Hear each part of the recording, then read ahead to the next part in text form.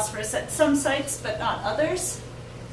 Their largest influence is during base flow conditions, so low water conditions. And they're altering the algae community composition. So, as I mentioned, I was going to touch on how we're losing these organisms. So there's a lot of threats within the system. In 2011, we had a very exceptional drought in this region, which led to the streams looking like this, no water, and a lot of dead mussels. So it was very sad doing my PhD during this.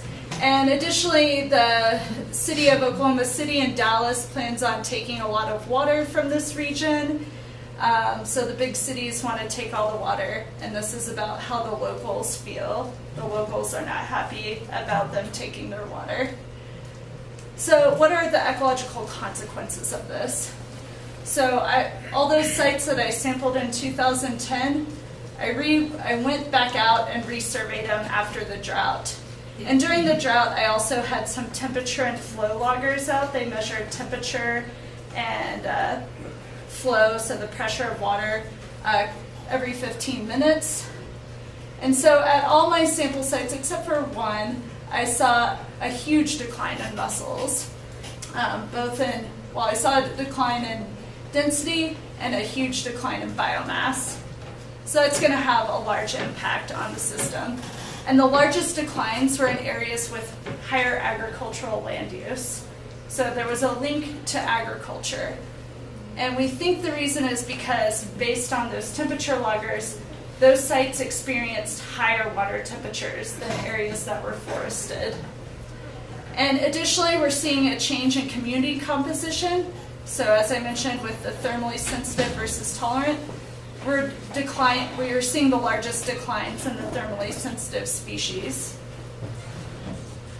And so this resulted in a loss of nitrogen aerial excretion, so loss in mussel pee, and also a loss in this amount of nutrients that are being stored by these organisms. So if we keep losing this, we're going to lose that 4 tons of nitrogen that mussels are remineralizing. We're going to lose these differences in algae species composition across these sites. And so this is also altering the NP. So as you have more thermally sensitive species, the p-value is not significant, but we see aerial excretion NP being higher in mussel aggregations that have more thermally sensitive species. And so as we change